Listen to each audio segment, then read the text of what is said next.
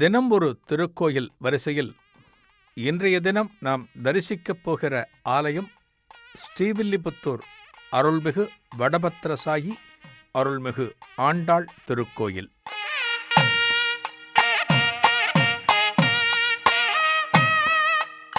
ஸ்ரீவில்லிபுத்தூர் என்று சொன்னாலே இரண்டு விஷயங்கள் நம் நினைவுக்கு வரும். ஒன்று ஆண்டாள், இன்னொன்று பால்கோவா. இரண்டுமே இனிப்பானவைதான். ஆம், ஆண்டாள் அருளிய திருப்பாவையும் ஸ்ரீவில்லிபுத்தூர் தருகிற பால்கோவாவும் இனிப்பானவை.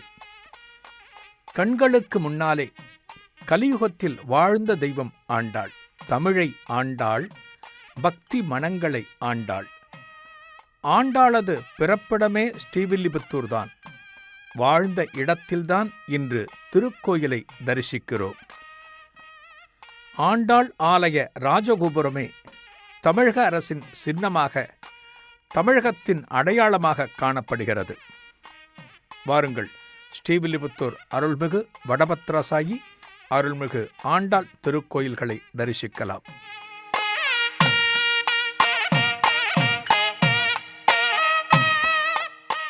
வைணவத்தில் மங்களாசாசனம் பெற்ற 108 திவ்ய தேசங்களுள் இது முக்கியமான திருத்தலம். மூலவர் வடபத்திரசாயி ரங்கமன்னார் சுயம்பு மூர்த்தியாக அருள் பாலிக்கிறார்.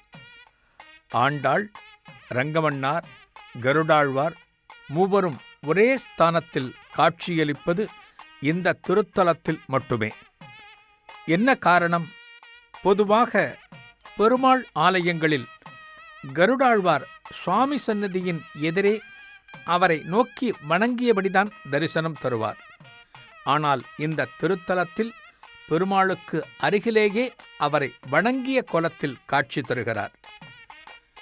இந்த திருத்தலத்தில் பிறந்த பெரியாழ்வார் கருடாழ்வாரின் அம்சமாக பிறந்ததாக ஐதீகம். தன் மகளான ஆண்டாளை திருமாலுக்கு திருமணம் செய்து தந்தபோது மாப்பிள்ளைக்கு அருகே நின்று கொண்டாராம். இதன் அடிப்படையில் இங்கு சுவாமிக்கு அருகே இருக்கிறார். இப்போது புரிகிறதா இந்த மூவரும் ஒரே ஸ்தானத்தில் ஏன் காணப்படுகிறார்கள் என்று?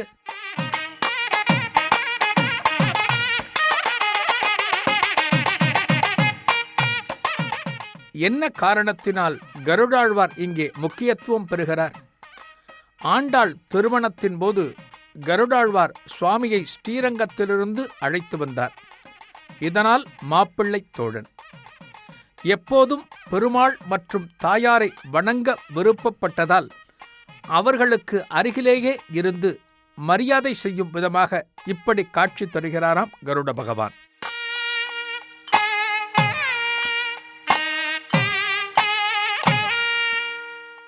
ஸ்ரீவில்லிபுத்தூரிலே வசித்து வந்தவர் பெரியாழ்வார். அவருக்கு நந்தவனத்தில் கிடைத்த மகள் ஆண்டாள் என்பதை நாம் அறிவோம்.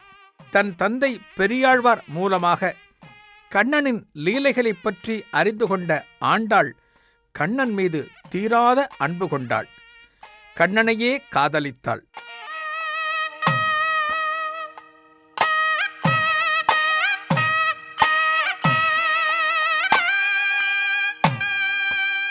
ஸ்ரீவில்லிபுத்தூரை கோகுலமாகவும் தன்னை கோபிகை பெண்ணாகவும் பாவித்து பெருமாளை வேண்டி பாசுரங்கள் பாடினாள்.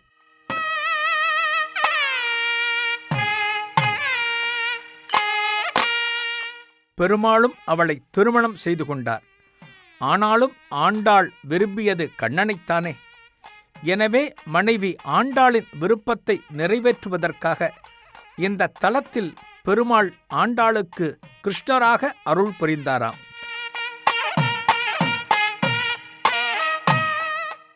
எனவே இங்குள்ள ரங்கமன்னார் கிருஷ்ணராகவும், ஆண்டாள் ருக்மணியாகவும், கருடாழ்வார் சத்தியபாமாவாகவும் அருள்வதாக ஐதீகம்.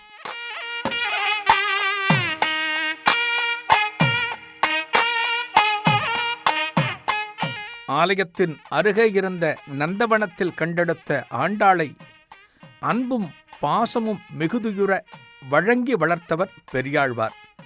இதனால் ஆண்டாளுக்கு தகப்பனார் முறை பெரியாழ்வார். நந்தவனத்திலே மலர்கின்ற மலர்களை நித்தமும் பறித்து அவற்றை அழகான மாலைகளாக கட்டி பெருமாளுக்குத் தருவது ஆண்டாளின் பணி. இந்த மலர்களை மாலைகளாக்கி பெருமாளுக்கு அணிவிப்பதற்கு முன் தன் கழுத்தில் சூடி அதை அழகு பார்ப்பாளாம் ஆண்டாள். அதன் பிறகே இந்த மாலைகள் அனைத்தும் பெருமாள் சந்நிதிக்கு போய்ச் சேரும். இது ஆண்டாளையும் பெருமாளையும் தவிர எவருக்கும் தெரியாது. ஒரு நாள் அப்படிப்பட்ட மாலைகளை ஆண்டாளிடம் இருந்து பெற்ற பெரியாழ்வார் பெருமாளுக்கு அணிவிக்கச் செல்கிறார். அப்படி அணிவிக்கச் செல்லும்போது ஒரு நீளமான முடி தென்பட அந்த மாலைகளை தவிர்க்க எண்ணுகிறார். அன்றைய தினம் ஆண்டாள் சூடிய மாலையை தவிர்த்து பெரியாழ்வார் வேறு மாலையை பெருமாளுக்கு அணிவிக்கிறார். ஆனால் அந்த மாலையை பெருமாள் ஏற்றுக்கொள்ளவில்லை. ஆண்டாள் சூடி அணிந்த மாலைகளை எனக்கு அணிவிக்க வேண்டும் என்று பெரியாழ்வாருக்கு தெரிவிக்கிறார். அப்போதுதான் இந்த மாலைகளின் இரகசியம் பெரியாழ்வாருக்கு தெரிகிறது. பெருமாள் அணியும் மாலைகள் அனைத்தையும் ஆண்டாள் அணிந்த பிறகே கொடுக்கிறாள் என்பதும் பெரியாழ்வார் அப்போதுதான் உணர்ந்து கொண்டார்.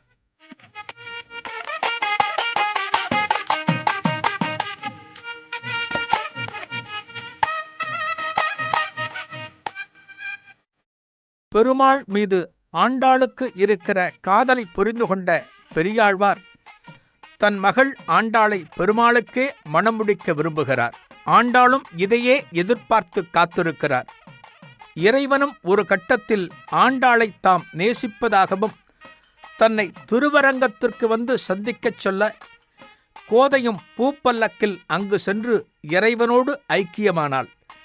ஸ்ரீவில்லிபுத்தூரிலும் கோதையோடு சேர்ந்து எழுந்தருள வேண்டும் என்று பிரார்த்திக்க இறைவனும் ஏற்று இத்தலத்தில் எழுந்தருளியுள்ளார். வைணவர்களின் மிக முக்கியமான தலமாக ஸ்ரீவில்லிபுத்தூர் போற்றப்படுகிறது.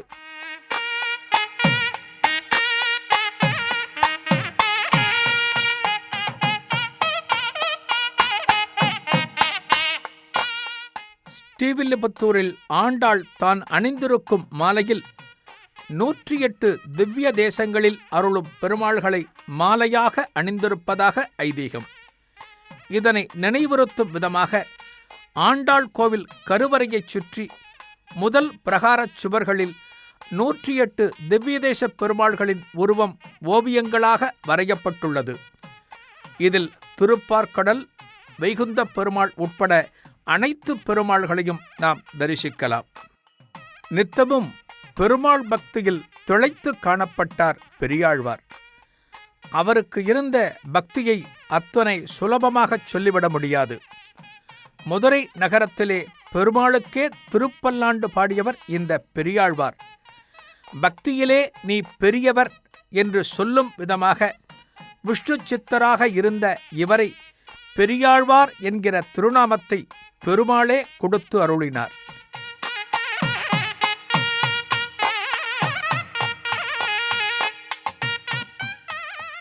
பெரியாழ்வாரின் பக்தியில் பூரித்து திளைத்த லட்சுமி தாயார்தான் இவருக்கு வளர்ப்பு மகளாக ஆண்டாளாக அவதரித்தார்.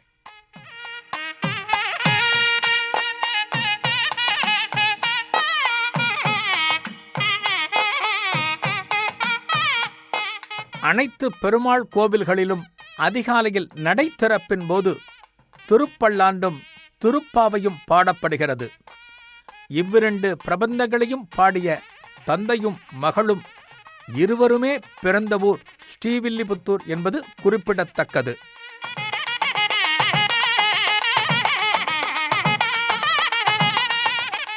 ஸ்ரீரங்கத்தில் அருளும் ரங்கநாதரை மணமுடித்து கொண்ட ஆண்டாள் அணிந்த மாலைதான் திருப்பதி வெங்கடாஜலபதி, மதுரை கள்ளழகர் சுவாமிக்கும் கொண்டு செல்லப்படுகிறது.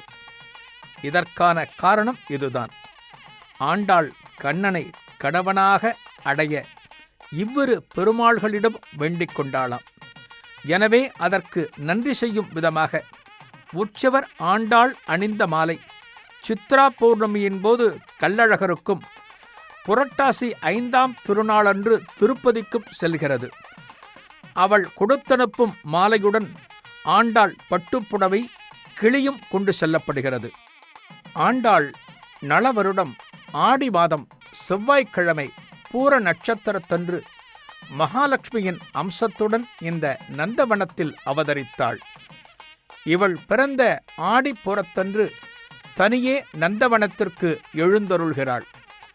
அப்போது அவள் பாடிய திருப்பாவை, நாச்சியார் திருமொழி போன்ற பாசுரங்கள் பாடப்படுகின்றன.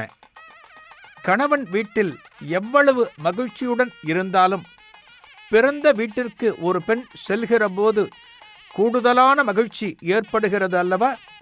அதைப்போல இந்த நந்தவனத்திற்கு வருகிற ஆண்டாளும் பூரிப்புடன் காணப்படுகிறாளாம். இந்த வேளையில் அவளை தரிசித்தால் தங்களது பிரார்த்தனைகள் நிறைவேறும் என்பதற்காக திரளான பக்தர்கள் கூடுகின்றனர்.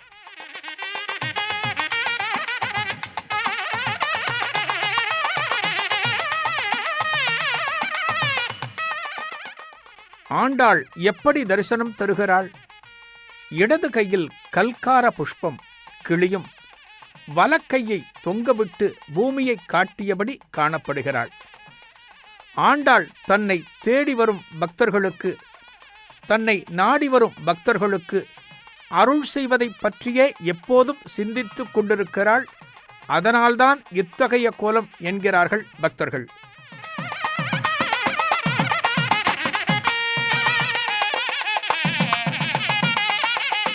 ஆண்டாள் என்று சொன்னாலே இந்த ஸ்ரீவில்லிபுத்தூர் திருத்தலத்தில் ஆண்டாள் பார்த்த முகக்கண்ணாடியும் ஆண்டாள் அருகில் இருக்கிற கிணறும் விசேஷம். அதோடு இன்னொரு முக்கியமானது கிளி. ஆண்டாள் தன் கையில் இந்த கிளியை ஏந்தியிருப்பாள். என்ன காரணத்தினால் ஆண்டாள் திருக்கரத்தில் கிளி காணப்படுகிறது? கிளி சொன்னதை செய்யும். எவற்றை சொல்கிறோமோ அதை எங்கு போய் சொல்லச் சொல்கிறோமோ அதுபோல செய்யும். அதுபோல இந்த கிளியானது கண்ணனை மணக்கத்தான் விரும்பிய தகவலை இந்த கிளியிடம் சொல்லி தூது அனுப்பினாளாம் ஆண்டாள். ஆகவே ஆண்டாள் திருமணத்திற்கு உதவியதற்கு மரியாதை செய்யும் விதமாக கிளியை தன் இடக்கையிலேயே வைத்திருக்கிறாளாம். இந்த கிளி தரிசனம் வெகு சிறப்பு. இன்னொரு விதத்திலும் சொல்வார்கள், வியாசரின் மகனாகிய சுகபிரம்ம ரிஷியே ஆண்டாள் கையில் கிளியாக இருப்பதாகவும் சொல்கிறார்கள். இந்த கிளியை பெறுவதற்கு பக்தர்களிடம் போட்டி காணப்படும். இந்த கிளியானது கிடைத்தால் மிகப்பெரிய அருள் என்று சொல்லப்படும். இந்த தலத்தில் ஆண்டாள் கையில் வைப்பதற்காக தினமும் இலைகளால் கிளி செய்யப்படுகிறது. மாலையில் சாயரட்சை பூஜையின் போது இந்த கிளி ஆண்டாளுக்கு சமர்ப்பிக்கப்படுகிறது. ஆண்டாள் மறுநாள் காலை வரையில் இந்த கிளியை தன் கையில் வைத்திருக்கிறாள். பிறகு இந்த கிளி பக்தர்களுக்கு பிரசாதமாக கொடுக்கப்படுகிறது. அதன் பிறகு அன்றைய தினம் மாலை புது கிளியானது ஆண்டாள் திருக்கரத்தை அலங்காரம் செய்யும்.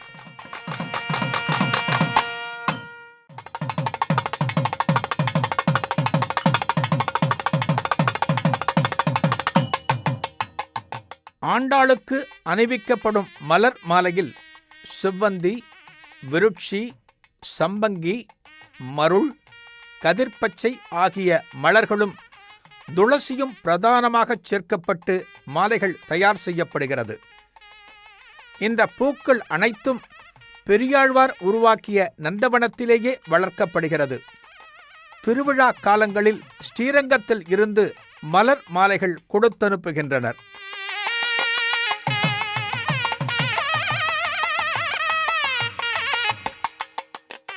மதுரையிலே சித்ரா பௌர்ணமி திருவிழா வெகு விசேஷம்.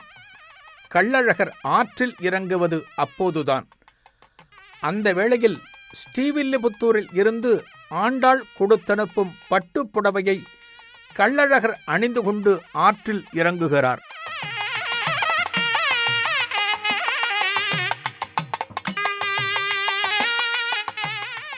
கள்ளழகர் உடுத்தும் பட்டுப்புடவையின் நிறத்தை வைத்து அந்த ஆண்டில் நாட்டின் நிலை எப்படி இருக்கும் என்று கணிப்பதுண்டு. இந்த பட்டுப்புடவை ஸ்ரீவில்லிபுத்தூரில் ஆண்டாளுக்கு சார்த்தப்படுவதற்காக புடவைகள் வைக்கப்பட்டிருக்கும் பரிவட்ட அறையில் இருந்து பணியாளரால் எடுத்து வரப்படுகிறது. புடவை எடுப்பவர் நிறத்தையும் பார்ப்பதில்லை. கள்ளழகரின் விருப்பத்தால் ஏதேனும் ஒரு நிறத்தில் புடவை வரும் என்கின்றனர். இதையேத்தான் வருடாவருடம் கள்ளழகர் இந்த பட்டுடுத்தி காட்சி தந்தார் என்றெல்லாம் நாம் காணுகிறோம்.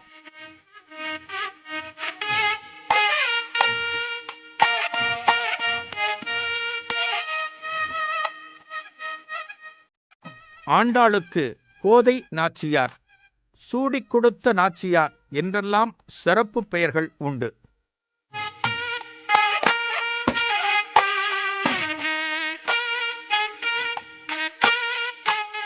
ஆலயங்களிலே விசேஷ காலத்தில் தேர் வலம் வருவது வாடிக்கை. அந்த வகையில் தமிழகத்தில் தேர்கள் பல திருத்தலங்களில் விசேஷம். திருவாரூர், கும்பகோணம், ஸ்ரீவில்லிபுத்தூர் போன்ற திருத்தல தேர்கள் வெகு அற்புதமானவை. ஸ்ரீவில்லிபுத்தூர் ஆலய தேரில் மிகச் சிறந்த தொழில்நுட்பத்துடன் சிற்பங்கள் செதுக்கப்பட்டுள்ளன.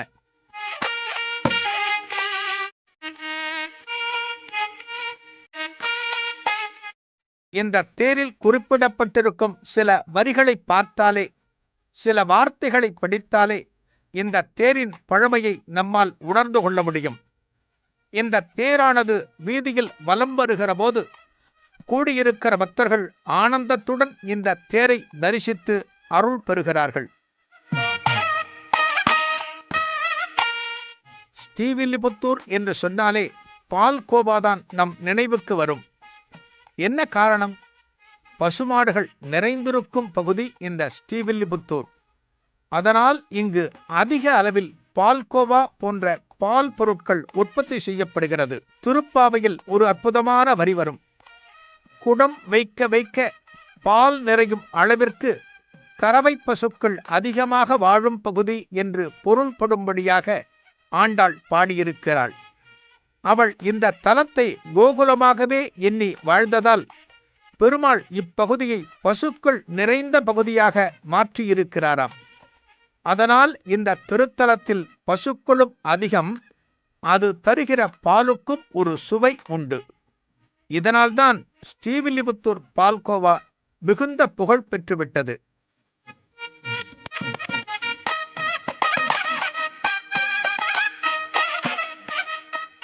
ஆண்டாள் சந்நிதிக்கு நேர் எதிரே வெண்கலத்தால் செய்யப்பட்ட தட்டொளி ஒன்று உள்ளது. கண்ணாடியை அந்த காலத்தில் தட்டொளி என்று சொல்லியுள்ளனர். பெண்களின் ஒப்பனைக்கு மிகவும் தேவையானது கண்ணாடி. அதைத்தான் அந்த காலத்தில் ஆண்டாள் பயன்படுத்தியிருக்கிறாள்.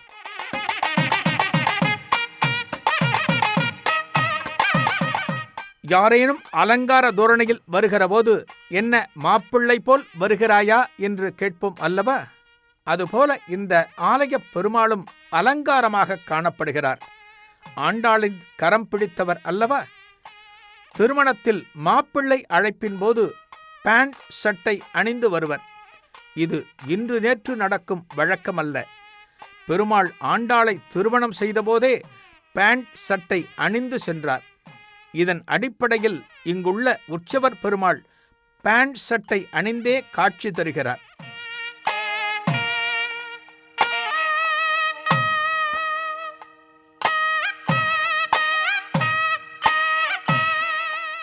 ஸ்ரீவில்லிபுத்தூரில் ஆண்டாள் கிழக்கு நோக்கி தனி சன்னதியில் அருள்கிறாள். பொதுவாக கிழக்கு நோக்கியிருக்கும் பெண் தெய்வங்களை வழிபட்டால் வளம் கூடும். எனவே இந்த ஆண்டாளிடம் என்ன வேண்டிக் கொண்டாலும் அனைத்தும் நடந்துவிடும் என்பர். திருமணமாகாத பெண்கள் இங்கு கண்ணாடிக் கிணற்றை சுற்றி வந்து வேண்டிக் கொள்கிறார்கள். துளசி மாலை வாங்கி வந்து ஆண்டாளுக்கு அணிவிக்கிறார்கள். பின் அதையே பிரசாதமாக வாங்கி கழுத்தில் அணிந்து கொள்கிறார்கள். அருகில் இருக்கும் கண்ணாடிக் கிணற்றை சுற்றி வந்து கிணற்றினுள்ளே பார்த்துவிட்டு பின் மீண்டும் ஆண்டாளிடம் வந்து வழிபடுகிறார்கள். இவ்வாறு வழிபடுகிறவர்களுக்கு வளையல் மற்றும் மஞ்சள் கயிறு பிரசாதமாக தருகின்றனர். தடைப்பட்ட திருமணங்கள் நடப்பதற்கு இத்தகைய பிரார்த்தனை கை கொடுக்கும் என்பது நம்பிக்கை.